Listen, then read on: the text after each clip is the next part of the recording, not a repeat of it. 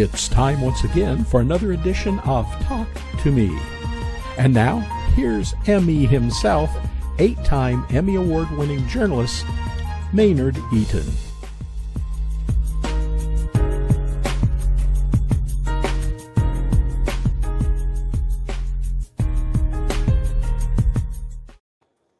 Hello, everyone, and welcome to this week's edition of Talk to Me. And this week, we'll be talking about the one-year anniversary of the George Floyd murder, if you will. And joining our conversation is the head of the National Bar Association, the CK Hoffler.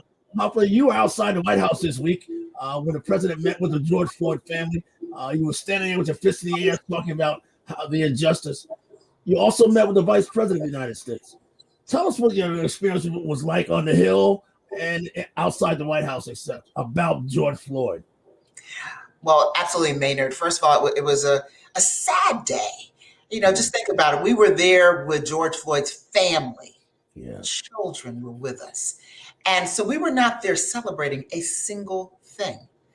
We were there marking the one-year anniversary of one of the more brutal killings that we've seen in recent history that was captured on video. We all know that these types of killings have been happening for a very, very long time, but one of the more brutal killings and murders that we saw in video. So meeting to mark the one-year anniversary is not a wonderful occasion. It's a very sad occasion. So that's the table that I like to set. But having said that, I had the pleasure of spending the day with really, truly an extraordinary American family. I think that people miss the narrative about the pain that this family is probably going through because they had to relive it day in and day out leading up to the trial of Derek Chauvin. And then every single day seeing their loved one demonized on the stand at trial. And then now, and their lives being played out on the public scene. That's very difficult. But having said that, they were at the White House. We started our day meeting with Speaker Nancy Pelosi and Congresswoman Karen Bass primarily. And there were other members of Congress as well that were there. And that's how we started off our day. That was our first meeting. And it was really a very inspiring meeting insofar as, you know, Nancy Pelosi, our speaker, has done a phenomenal job in positioning the House of Representatives for really the ultimate passage of this act. It was introduced in this session by Congresswoman, Karen Bass, and she spoke eloquently about what it meant. And members of the Floyd family also spoke about that because it was pressed everywhere that we went. Ben Crump, who is past president of the National Bar Association and a lawyer extraordinaire. He handles, many of these cases, but we've got many members of the National Bar Association that handle these cases. Lee Merritt, Chris Stewart happened to be there as well, who's from Atlanta, and he's a past president of one of our affiliate chapters. These are all very, very engaged National Bar Association members, and Justin Miller, who's in practice with him as well. So we had 4 lawyers, well, actually 5. There was a lawyer who was also there, who also does the public relations for a lot of this work. And we were there meeting on the Hill with members of Congress. As I said, we started with Nancy Pelosi and Karen Bass, Congresswoman Karen Bass, and then we went to the White House. Let's talk about the politics of that day. I mean, obviously, the act is caught up in politics, partisan politics. Do you see it passing, or is it kind of stuck and just will go away, if you will? I think it's ultimately going to pass. Is it stuck right now? I prefer not to use the term stuck. I think there is a little bit of stagnation because they're trying to work out some very critical issues. So I wouldn't say stuck because progress is being made and everybody expressed, cautious optimism. And that's how I feel. Now, we met that day, as you know, Maynard, also with Senator Cory Booker, yes, Senator Lindsey Graham, and Senator Tim Scott. Those 3 senators are the ones currently posturing and negotiating the final language of this act if it's to pass. So it really does rest, in my impression, in their hands. And everybody's up for the task. Nobody is just sort of sitting around waiting. I think it is everyone's intention, hopefully, to pass something that everyone can live with. And it's got to be an important act. It's got to be meaningful. It can't just be the passage of some old kind of act. That's not what this is about. If we wanted the passage of something that didn't have teeth, it may have already been passed and signed into law. But that's not what this president wants to do. And that's not what the members of the Congressional Black Caucus and others, the Speaker of the House and so many other members of the U.S. Congress and the U.S. Senate want to do. They want a meaningful piece of legislation that has teeth, and the president wants something as well that he can sign into law. So that's why it's taking a little more time. I prefer to take more time and get it done right than to pass something that has no teeth and is meaningless. Because see, George Floyd died. He was murdered. There are hundreds of other people who were murdered, maybe hundreds of thousands of other people who were murdered in similar or worse circumstances. They just weren't captured on video. They just didn't capture the spirit of mainstream America. And that's why we didn't see them unfold the way that we saw the George Floyd's murder unfold. The catchphrase I heard from that day was, they want the bill to be right and not rushed. What does the anniversary of George Floyd's death mean, you think, to America, to the world? Some say, I saw signs that George Floyd changed the world.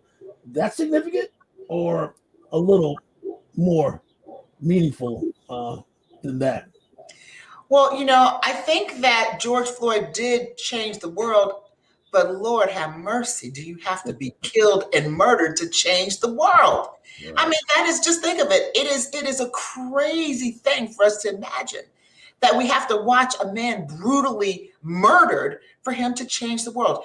That one act of brutality and violence and lack of compassion and all the other things that we could say about that started a movement, if you will. And all of the things that happened subsequently ended up changing the world because it changed perception of policing in this country.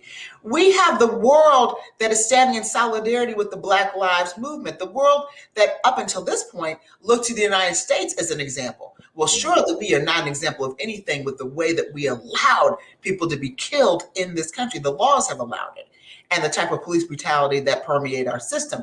So changing the world, what I see when the statement of changing the world is said, is that the perceptions of what happened in the United States, and also it's a reminder that external pressure can have the impact on what happens here internally. Just as the external pressure from the United States and many groups, grassroots organizations, toppled the apartheid regime.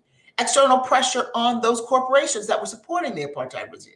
So external pressure is important. Here, it's the reverse. It's external pressure from outside, people standing in solidarity. I mean, the reports by the United Nations are deplorable as it relates to what goes on here in the United States. We should be ashamed. We ought to be ashamed. We are ashamed. And if we're not ashamed, something's missing because of the history that we have with police brutality. It's got to stop. So in that sense, his death did change the world. It was like this was percolating under the surface of our hearts and of our souls and of our spirits. And then it just exploded with the killing because we saw the bravery of a 17-year-old girl to film it. If she hadn't filmed it, we would have had to wait, like, by the way, they're waiting in Elizabeth City. And by the way, how they're waiting in Louisiana for the truth to come out. Got to wait for a trial. And by that time, sometimes a die is cast.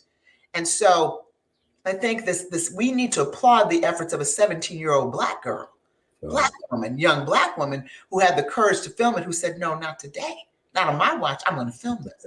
And that was released. So, all of that, the social justice organizations, the protesters, the legal actions, the having an attorney general, Keith Ellison, who's bad to the bone and one of my members as well, who said, oh, no, we're going to put this together, a dream team, and having people who volunteer, prosecutors who volunteered their time and to prosecute this case the right way. But you had a convergence of all these factors that rarely happens in our United States of America. But I'm glad it did happen. So in that sense, yes, his unfortunate, tragic, deplorable, despicable death did change the world. Attorney Hoffler, let's talk about your members, if you will. You mentioned you were on Capitol Hill in front of the White House with 4 other Black attorneys. I have an attorney friend of mine, Darren Smith, who calls Ben Trump the ringmaster, the rainmaker for many of the black attorneys across the country. And there are those who believe or suggest all of a sudden black attorneys have become very popular, where they want, that wasn't the case years ago, at least in my estimation, because usually you'd see white attorneys representing many of these aggrieved families. Yeah, you're absolutely right on that. It's becoming in vogue, actually. And I'm not cynical about this. Look, I am excited. Is it because of you? Because of your leadership? Nah, I don't know. It's because of my leadership. I like to say I'm an advocate for the National Bar Association. Ben Kump is a past president. Our members are trained at doing these kinds of cases by us. Okay, so that's number one.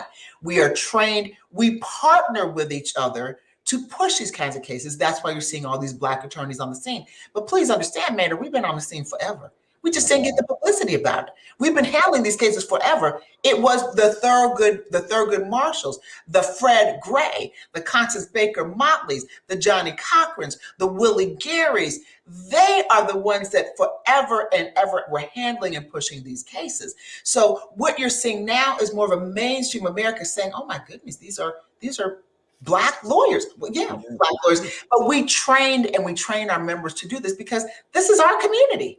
So it is true that in the past you would see, even though it's our community and even though we were trained to do it, you did see more white lawyers representing these cases. And Ben Crump is extraordinary. He's absolutely extraordinary. He stands on the shoulders of many, and many stand on his shoulders.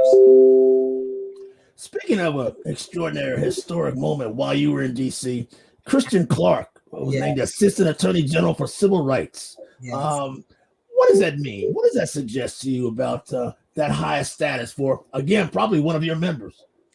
Absolutely one of my members. Ain't no probably about it.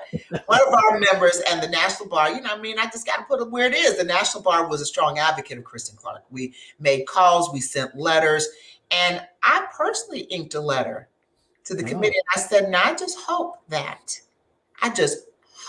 that we will not see injustice when it comes to Kristen Clarke and Vanita Gupta, two women of color, and that we can level the playing field because they are the most qualified candidates and they are the right people at the right time that should be in the Justice Department.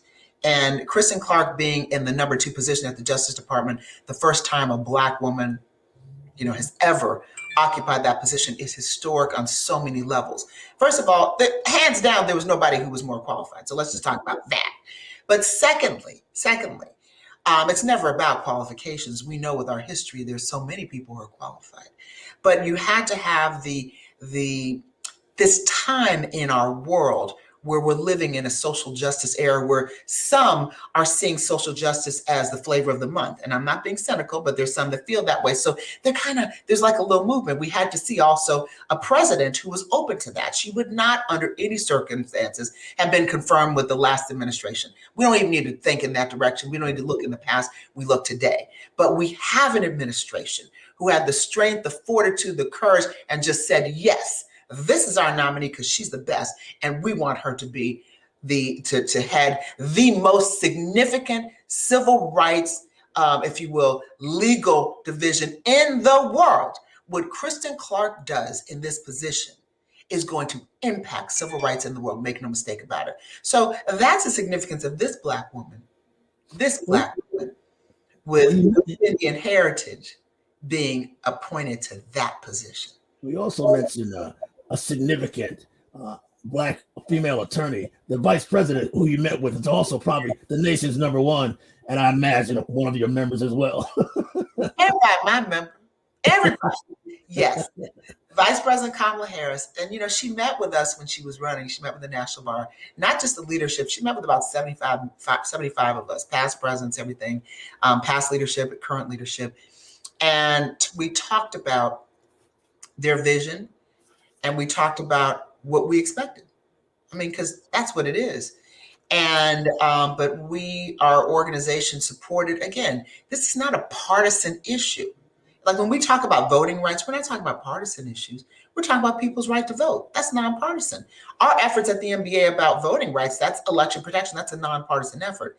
There are those who perceive it through a partisan lens, but it's not. When we talk about solutions to COVID, vaccinations and the like, testing that has this whole COVID pandemic has disproportionately impacted our community. That's not a partisan issue.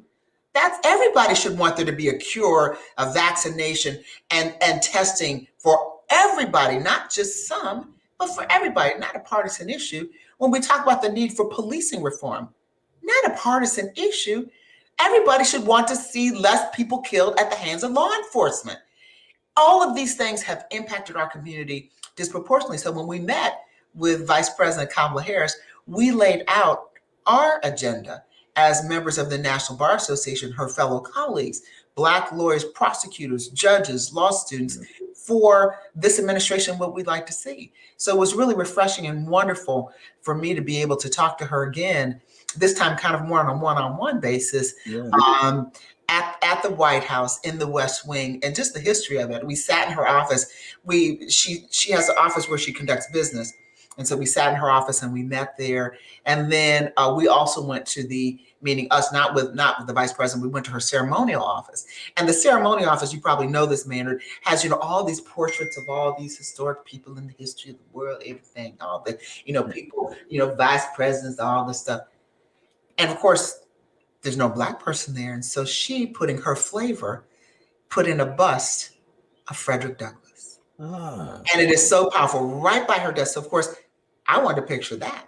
I mean, the White House is a remarkable structure. I mean, it's our structure, our American structure. But there aren't a whole lot of people who kind of look like us anywhere, anyhow, any place on the walls. So for her to put that bust of Frederick Douglass in her ceremonial office meant so much, because Frederick Douglass meant so much to us. So meeting with Kamala Harris, being there in the West Wing, I was also in my meeting with her for about 15 or 20 minutes. I had with me in the meeting Lil Baby, who is, is one of the foremost rappers, most popular rappers, trap rappers, if you will, in the country and in the world. And people were just, just amazed that he was there at the White House. Why were we amazed? I mean, there are musicians and a lot of different people who have come to the White House historically. But this young man has a following, Maynard, that you and I never will have. I mean, I don't know. You may have that following. Let me not be presumptuous. You may have that kind of following. He can speak and people listen. They drop the mic. They're all over the world. So when he says, what does this mean to you personally, a fellow attorney, fellow woman of color, sitting in the West Wing with the vice president? What did that say to you individually, personally? It was amazing. And I had my legs crossed sitting on the couch too. It was amazing. It was amazing. It was a moment in time I knew and had believed it could be possible, because I was raised to believe that all this is possible. But I was not certain I would see it in my lifetime. So seeing, as a Black woman, being there was just an amazing experience for me. It was historic for me. I had met Kamala Harris before, like many people, but being there in the West Wing with her had a special significance, because there is nonverbal communication that you do where I'm sorry, let me tone it down. In GABWA, the Georgia Association of Black Women Attorneys, we have an expression that we use when we applaud our members for doing well, doing great in the community, in other words, and otherwise. And we say, "You go, girl." And that's what it felt like, where I said, "You go, girl." I didn't actually say that, but that was a feeling that I had. And just I was just so proud at being a very, very small part of history at this moment in time, and having the honor of being in the White House. We were there for hours, frankly, with George Floyd's family on the first year anniversary, which is a solemn occasion. But you got to turn the sadness and the horrifying events that led to that into something positive that will change this country. So going to the White House is not about a photo opportunity for me, because I can have a whole bunch of photo opportunities. That's not what it's about for me. It's not even for a photo opportunity for this family.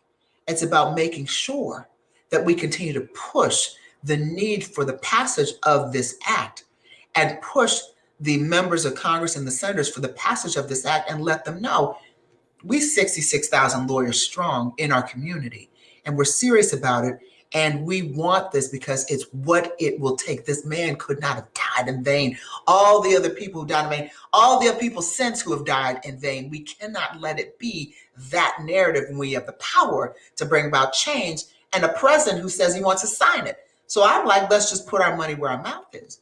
We don't need to talk about this. We need to get it done. And that's what that was to me. And meeting with someone who gets it, who understands it, who looks like me, Maynard, who looks like you. That just made all the difference in the world. You know, I go into rooms every day of my life where no one wants to see me. They don't want to hear me. I make myself heard and seen. And God has blessed me with the ability to be a trial lawyer. Lord, have mercy, where I speak truth to power. So, but people don't want to see me. And many times people don't look like me. So going into that place with someone who literally looks like me meant so much. And to my children, I have 2 boys. The message that I said to them was, it's possible. Yeah. It's possible for you. But I also said to them, everything that I do as your mom, as your mommy, because they call me mommy, I love that, is so that you can live. Because when you go out of my house every day, they're 16 and 18, you have a target on your back. And that's difficult for mommy to deal with. That's very difficult. Yeah, I know you worry every day. I got to do this so my children can live. Yeah. That's what it is for me. CK Hoffler, I tell you, you're extra special, young lady. Gotta ask you before we go. Are you going to run for office? You sound like an elected official already. No. Is there a political office in your future? No, I'm not. I'm really not interested in running for office. And people ask me that all the time. People try to encourage me this.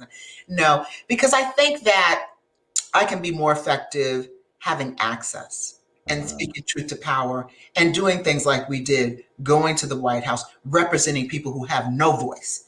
What I think the world seems to just completely forget is if our Black lawyers went there, if we didn't have all of us doing what we're doing, these people would have no voice. They don't care about anybody. They don't care about, they would have no voice because these cases are in vogue now, but we were representing people when it wasn't in vogue, and we will continue to do that because it's not about being in vogue or not.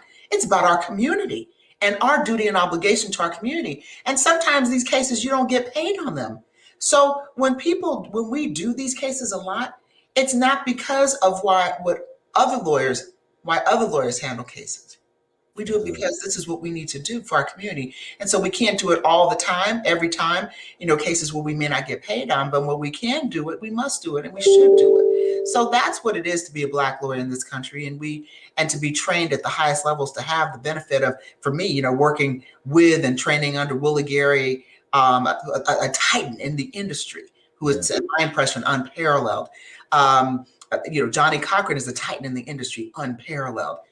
Thurgood Marshall is a titan, but I have about 1,500 that I could rattle off who are titans in the industry that people don't even know about, that have saved lives and represented families. So that's what for me, Maynard, that's what it means. And it's important for us to keep up the struggle, to keep on fighting and understand it's a struggle. And for the world to see what it is to be a Black lawyer in these shoes, representing these families and fighting the fight that we have, because it's not an easy journey. And I don't care how many times you see us on TV, it's not an easy journey. Well, you certainly speak well for the industry and your passion for what Black attorneys across the country do for us and for America. Thank you so much. You're really, really great. You really are. Thank you. Attorney CK Hoffler, the president of the National Bar Association and a star in the legal field. Thank you so much, Maynard. It's a pleasure. See you next week, everybody.